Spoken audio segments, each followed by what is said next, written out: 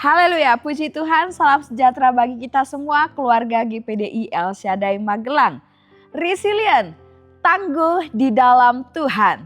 Puji Tuhan, kita bersyukur hari ini kita dapat menikmati kebenaran firman Tuhan. Dan mari langsung saja kita akan buka Alkitab kita di dalam kitab Bilangan pasal 22 ayat 37 sampai 38. Sekali lagi, Bilangan 22 ayat 37 sampai 38. Demikian firman Tuhan. Dan berkatalah Balak kepada Bileam, "Bukankah aku sudah mengutus orang memanggil engkau? Mengapakah engkau tidak hendak datang kepadaku? Sungguhkah tidak sanggup aku memberi upahmu?"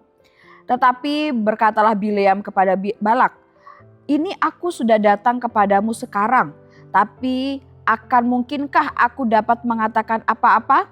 Perkataan yang akan ditaruh Allah ke dalam mulutku, itulah yang akan kukatakan." Puji Tuhan, renungan firman Tuhan kita pada hari ini saya berikan judul menghadapi masalah. Mari kita akan belajar firman Tuhan hari ini dan kita percaya ada berkat serta pesan Tuhan yang akan kita temukan dari renungan 79 kita. Terlebih dahulu kita akan mengobservasi ayat yang sudah kita baca tadi Bapak Ibu.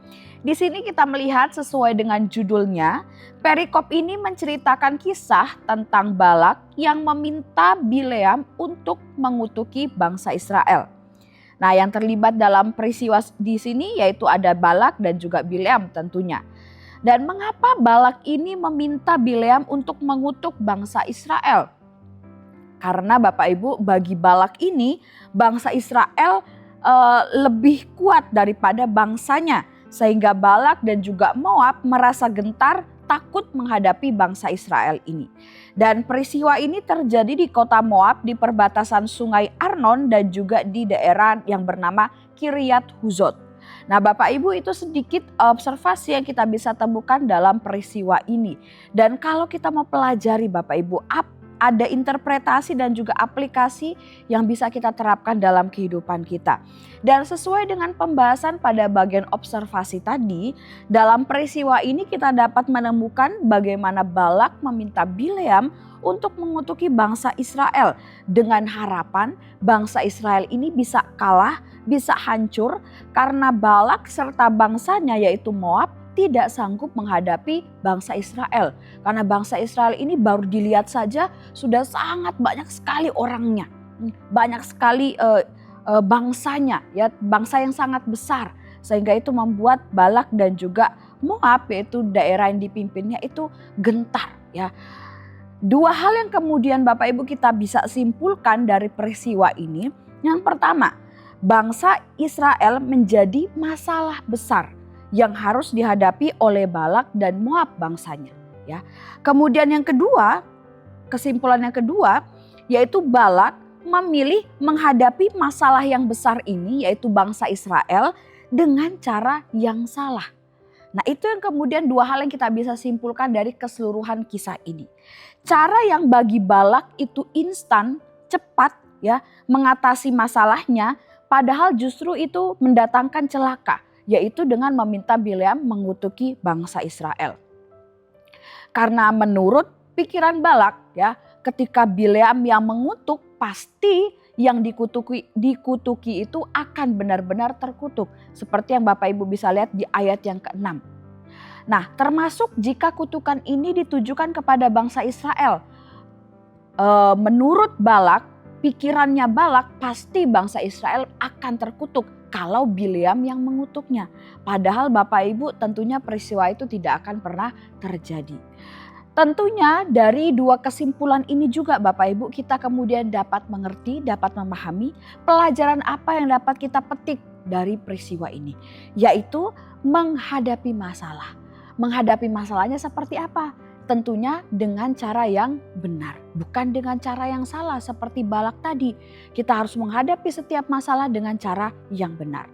Dari Balak kita juga dapat mengetahui ya bagaimana atau mengapa seseorang itu bisa terdorong untuk menghadapi masalah dengan cara yang salah, yaitu karena bisa jadi masalah yang dihadapi itu terlalu berat, terlalu sulit atau terlalu banyak.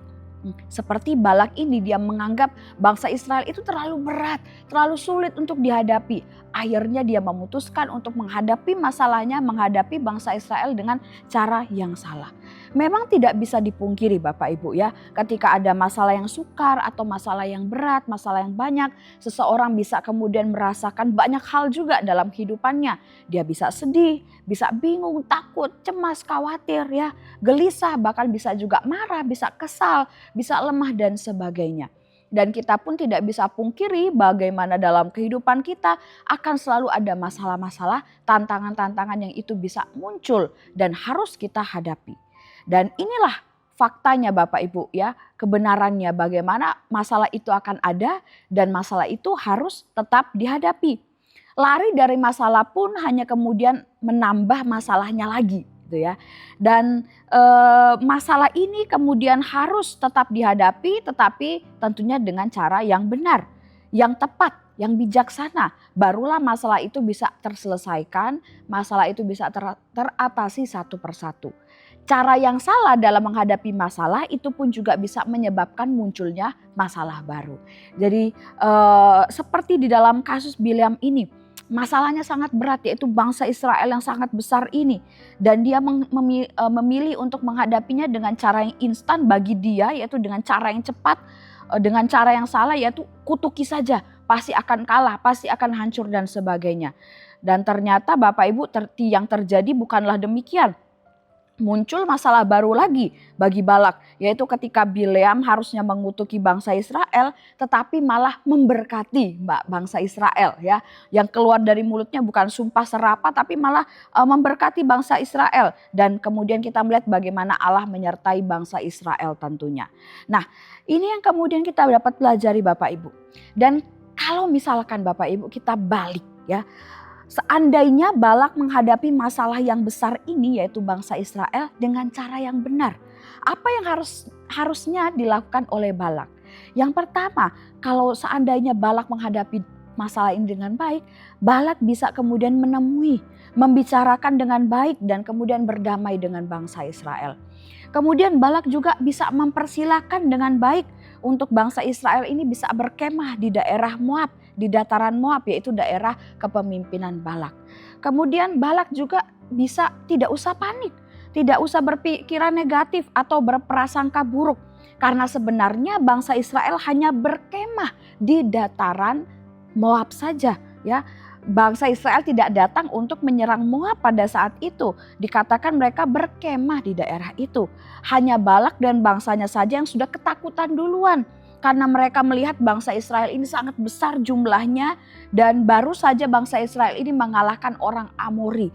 Kemudian itu yang kemudian langsung memunculkan pikiran negatif, ketakutan bagi Balak dan juga bangsanya. Sehingga itu menyebabkan Balak menghadapi masalah dengan cara yang salah.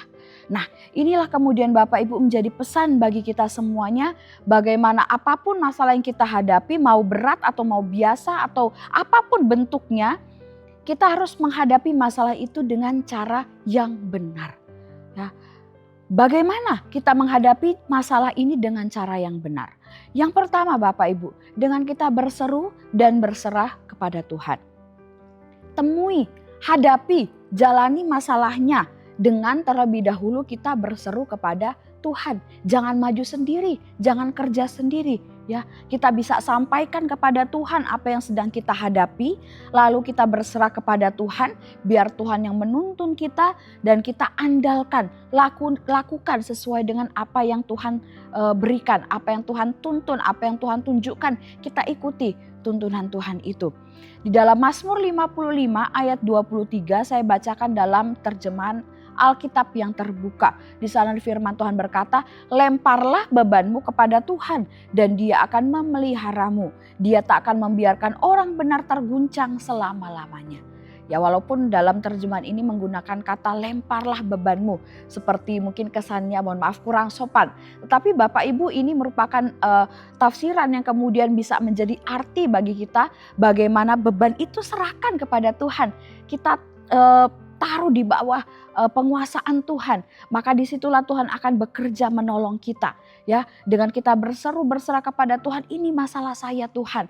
Kita percaya Tuhan pelihara kita, dan firman Tuhan tadi berkata, Dia tak akan membiarkan orang benar terguncang. Ya, Dia tidak akan membiarkan orang benar itu goyah dengan masalahnya bahkan sampai selama-lamanya. Tidak akan Bapak Ibu. Ada masanya masalah itu bisa teratasi. Asal kita berseru dan berserah kepada Tuhan. Ini cara menghadapi masalah yang benar yang pertama. Kemudian yang kedua, minta bantuan Tuhan, minta petunjuk Tuhan, minta tuntunan Tuhan. Ya, tentunya kita tidak dapat mengandalkan kekuatan kita sendiri atau kemampuan kita dalam menghadapi masalah.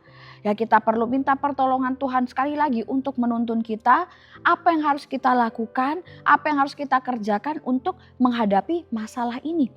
Seperti yang dikatakan di dalam Mazmur 32 ayat 8 dalam terjemahan bahasa Indonesia sehari-hari, di sana dikatakan, kata Tuhan, Aku akan menunjukkan jalan yang harus kau tempuh, engkau akan kubimbing dan kunasehati. Ya, ini sangat luar biasa Bapak Ibu. Bagaimana Tuhan itu menuntun, menunjukkan jalan bagi kita. Bahkan dalam masalah yang akan kita hadapi, masalah yang mungkin sedang kita juga hadapi, Tuhan tahu apa yang harus kita lakukan yang benar dan bagaimana menyelesaikannya. Jadi minta kepada Tuhan bagaimana harus menghadapi masalah kita. Kemudian yang terakhir Bapak Ibu, cara menghadapi masalah yang benar.